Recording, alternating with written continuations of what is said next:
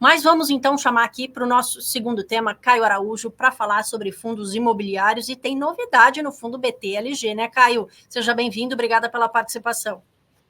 Fala, Paula, fala pessoal, tudo bem? Vamos lá.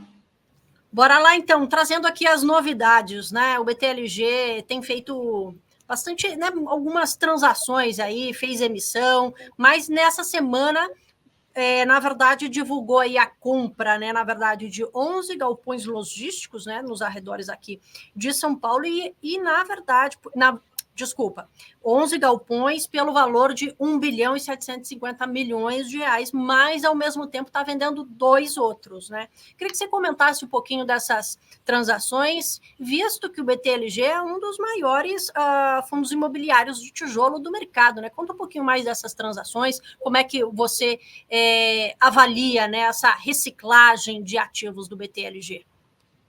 Bom, vamos lá. Bom, o BTLG, para quem não conhece, é um dos maiores fundos de logística aí do mercado.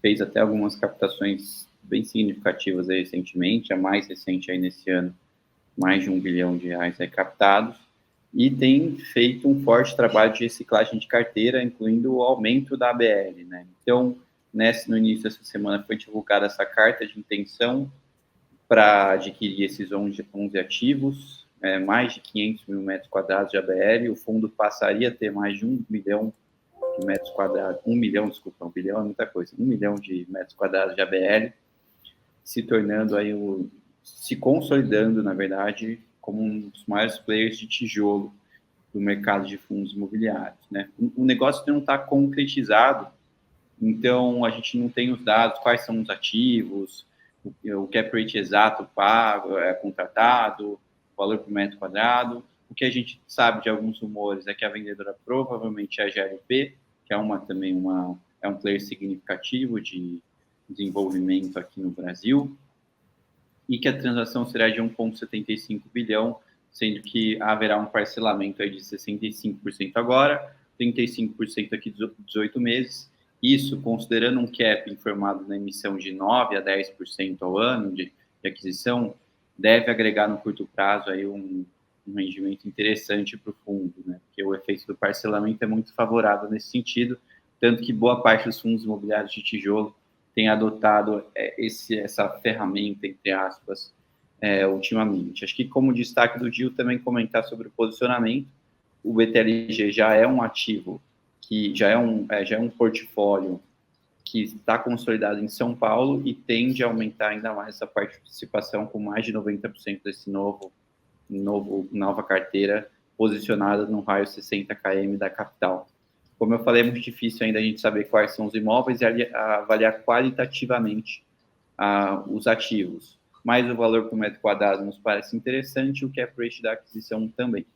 Em paralelo, o fundo divulgou ontem aí praticamente a conclusão da venda de 2 ativos, um em Guarulhos e outro em Feira de Santana, na Bahia, para outro fundo, né, o Telos Logística, TRBL11, no qual aí é uma ABL bem menor, são praticamente em torno de 30 mil metros quadrados, um valor total de 130 milhões.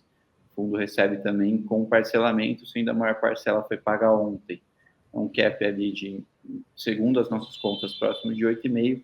Então faz sentido para o fundo, né? Ele está comprando um portfólio grande a 9%, 10% e está vendendo um a 8,5%. Então, para eles fazem sentido e conclui uma operação satisfatória nesses 2 ativos, que foram adquiridos entre 2021 e 2022, uma TIR consolidada de 18,5% aí ao ano, o que nos parece bem favorável, assim. Então, acho que o fundo caminha bem nessa toada de reciclagem de portfólio. E eu não queria deixar de comentar também do Telos e o Bravo Logística, que é um fundo que está está no mesmo setor de logística, mas está em outro momento totalmente distinto. Ele é um fundo mais concentrado, está procurando ampliar sua carteira de ativos, com mais diversificação e bom risco de crédito. Então, com o efeito do parcelamento, eu não acho que a transação tenha sido ruim para o fundo também, não. Acho que faz sentido para a estratégia que o fundo está tentando montar de ampliação de carteira. Então, acho que o overview geral é esse. Tá joia. E nessa transação aí na compra e venda, acabou, então, na sua avaliação, sendo positivo para os dois fundos imobiliários. Agora, o BTLG levantou mais de R$ 1 bilhão, né, com a 13ª emissão de cotas. A gente está vendo toda essa transação, porque, assim, ele está comprando 11, vamos dizer assim, essa intenção de compra, né, comprando 11 no valor aí, passando de 1 bilhão e 750 milhões, e vendeu por muito, dois ali por muito menos, 133 milhões, como você falou aí. Será que o fundo está planejando, poderá fazer novas emissões? Olha, Paula, eu não descarto isso para 2024, mas o curto prazo eu acho improvável, tá? Pelo menos até meados do ano. É uma opinião aí nossa, de acordo com onde a gente conversa com a gestão e o que a gente vê de mercado. Então, e é bom citar que o fundo vem de 2 emissões ali significativas, então não necessariamente a continuidade do financiamento para essa aquisição será feita via emissão, tá? Acho que pela carteira do fundo, pela sua estrutura de capital, se por acaso não houver uma janela favorável para a captação, o fundo consegue, por outros meios, dar prosseguimento aos pagamentos, seja via reciclagem de carteira ou via uma alavancagem. Ele tem uma alavancagem bem controlada hoje, deve, inclusive, fazer um pré-pagamento em breve, ou um pagamento, na verdade, de uma dívida em breve. Então, pela estrutura do fundo, pelo seu preço, eu acho que não há urgência para uma nova emissão, pelo menos até meados desse ano, tá bom?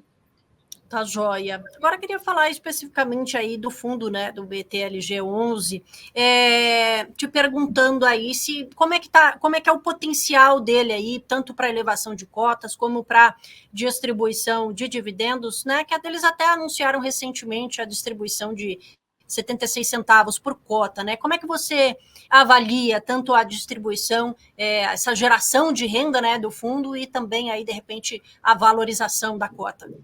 Tá, bom, com esse juro real a 6% ficou um pouquinho mais difícil, vamos ser sinceros, mas eu ainda acho que seja positivo a nossa visão de ganho de capital e rendimento para o BTLG, tá? Acho que entre gatilho que a gente pode aceitar, tem essa continuidade da reciclagem de carteira, então, por exemplo, essa venda dos galpões da Bahia e de Guarulhos deve gerar um lucro extraordinário de 82 centavos por cota para o fundo, isso é mais de um provento mensal que ele paga, né, vamos dizer assim, integral. O fundo, ele tem uma reavaliação patrimonial marcada para junho, se não me engano, para metade do ano, deve ter uma leve valorização também na sua cota patrimonial. A gente estima que seja próxima do que a gente tem de valuation hoje para o fundo, na casa de 107 a 108 reais por cota. Claro que vai depender muito de momentos de mercado, mas teria esse leve ganho aí para capturar. Em termos de rendimento, a nossa projeção para o fundo está na casa de 9%. Ele já tem um guidance até a metade do ano, de 0,74 centavos por cota a 0,78. A gente acha que, se você estender isso para o final de 2024, deve ficar próximo desse 0,78 ali, com a consolidação dessas aquisições, é claro. Então, essa é mais ou menos a nossa visão aí de potencial de retorno para o fundo hoje. 9% de yield, mais um leve ganho de capital ali. Perfeito, Caio. Você bem falou ali no comecinho da sua resposta, né, com os juros aí, os títulos pagando 6%, né? A gente viu, falando especificamente aqui, né, do BTLG, ele vinha numa trajetória bastante positiva, né? Aí nos últimos dias, e caiu bastante ontem, né, na verdade. E aí a minha pergunta aqui, claro, pensando nesse cenário macro mais desafiador, que, né, você sempre fala aqui da trajetória positiva ali, da queda dos juros, a gente teve uma mudança significativa, né, nessa perspectiva. Lá nos Estados Unidos, bastante significativa, que a gente estava esperando, mas a gente também depende de lá, então acaba atualizando, né, as projeções ali para a Selic, um cenário macro mais desafiador. É isso que pesou bastante para essa queda das ações. Queria também que você falasse, já que, né, teve uma queda na cotação ali, será que abriu, de repente, mais uma oportunidade melhor, de repente, até para entrar no fundo? Queria que você comentasse um pouquinho desse cenário macro e como que ele está impactando aí nos fundos imobiliários, que estava vindo tão bem, né? Nesses primeiros meses aí veio muito bem, e queria que você comentasse agora, né? Com esse cenário um pouco diverso, daqui para frente também. Juntei um monte de pergunta aqui para você, Caio. Boa.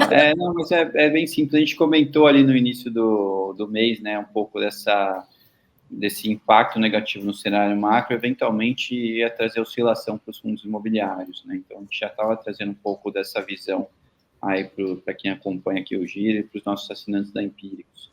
E ontem o IFIX saiu cerca de 0,5 ponto, que assim, a gente trabalha também no mercado de ações, né, 0,5%, ou essa queda do BTLG de 107 para 104 e pouquinho, é bem pouco significativa quando se compara às outras empresas do setor, tudo mais, né? Então, mas há uma sensibilidade de fato. Então, na nossa visão, com esse juro nesse patamar, é claro que a competição da renda fixa começa a ficar mais dura, né? E você tem uma projeção aí de valuation um pouco pior para os fundos, especialmente os fundos de tijolos. Então, é claro, é algo que tem que tomar cuidado, mas eu acabei de dar o exemplo do BTLG, mesmo atualizando essa NTNB a 6, um juro mais estressado aí, pelo menos no curto prazo, a gente ainda enxerga prêmio aí, a gente enxerga valor no ativo.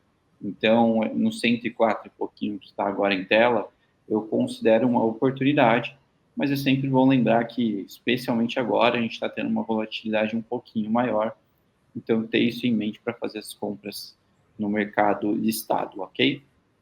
Maravilha, obrigadão pela participação, Caio. Te vejo em breve. Bom trabalho aí. Valeu, Paula. Valeu, pessoal. Um abraço.